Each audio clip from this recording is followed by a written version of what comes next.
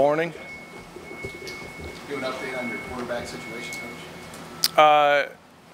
Yeah, Casey's gotten better, a lot better, and then Logan and Chubb have I see a little more confidence in those guys from playing last week, just handling things better, so that's promising. So is it kind of one of three to go right now? Yeah.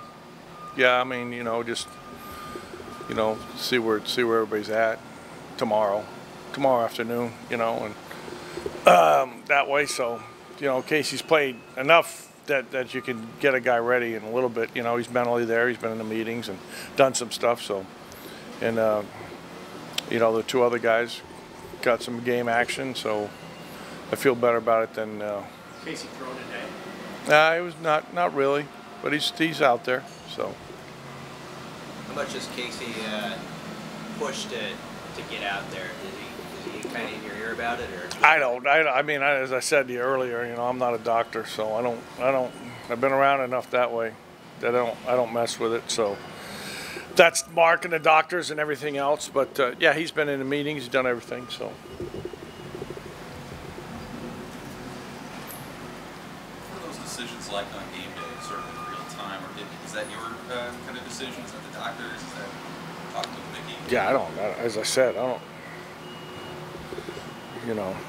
If somebody's hurt, I never would play a guy. And I did once when I was at UMass, and it was a mistake. Where he was a little groggy, and it's like for a series, and I went like, "You're not right," and he said, "Yeah," So.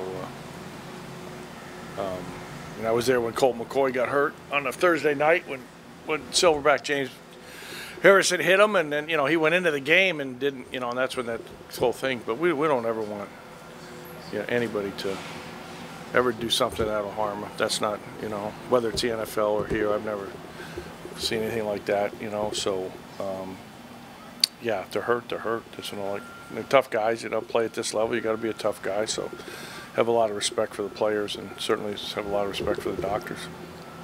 Mickey said you got to put your arms around those backup quarterbacks and tell them you believe in them. What's sort of been your message to them? What's your message to those guys this week? And, it's a marriage.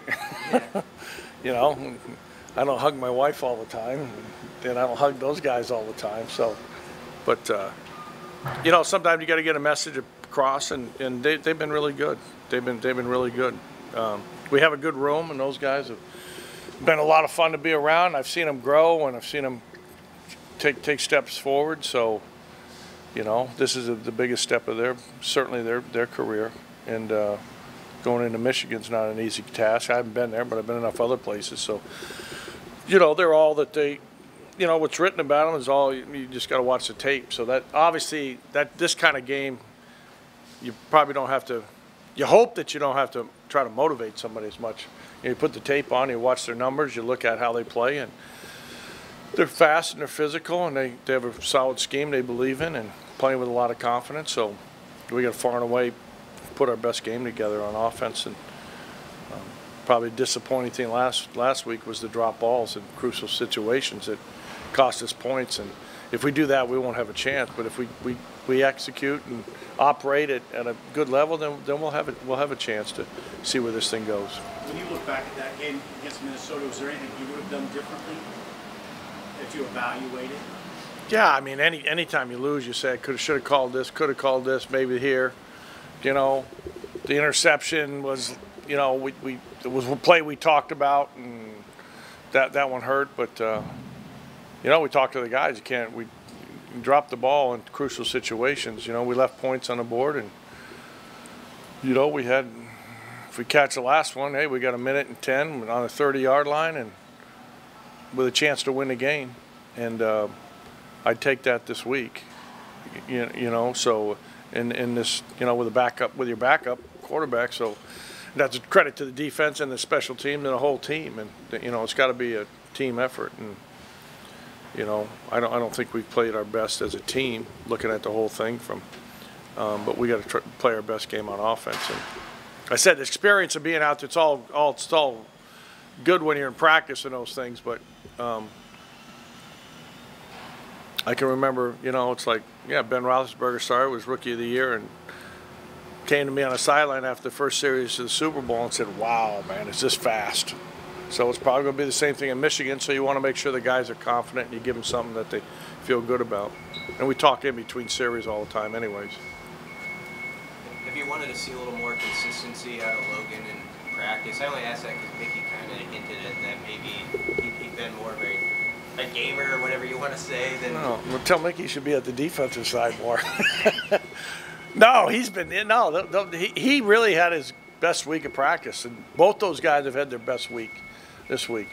Chubb has been a lot more consistent throughout, but I told that to Logan. I said I had a lot of respect for you. It's not easy to, maybe start a game and be third, but he stepped up during practice, and he's continued that, and he's certainly been around here longer than Chubb has, but all the guys have gotten, both those guys have gotten great support from their teammates.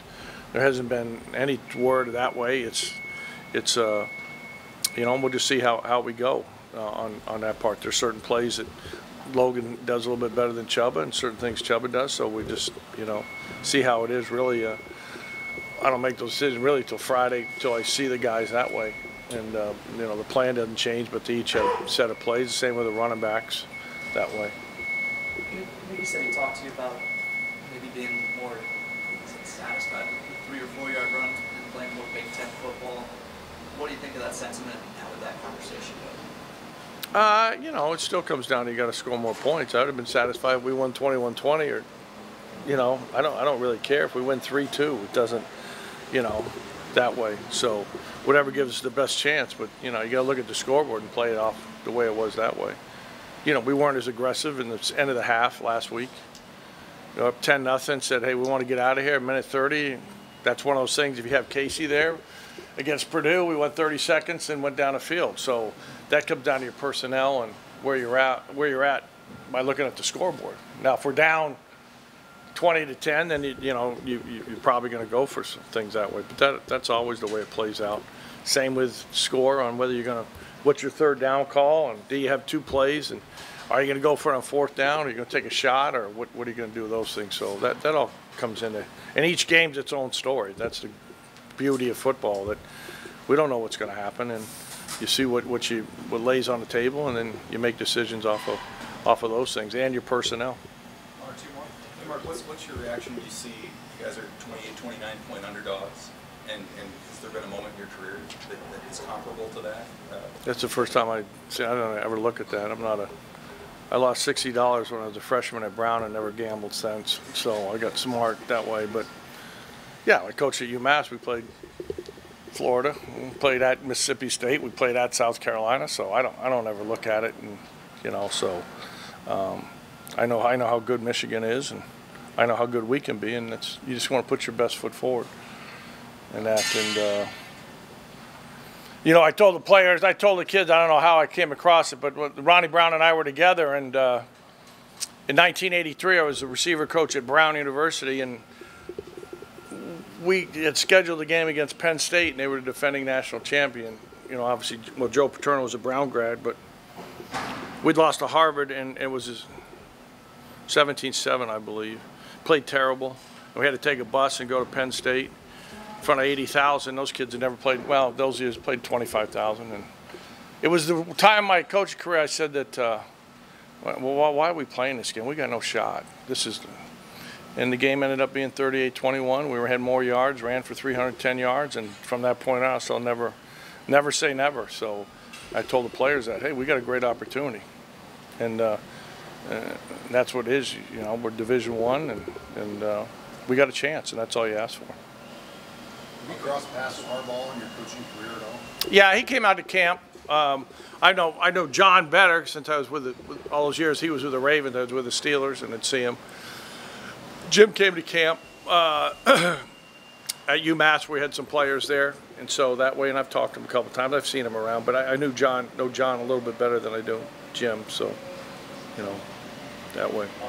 Okay. Hey, great. Okay, see you now.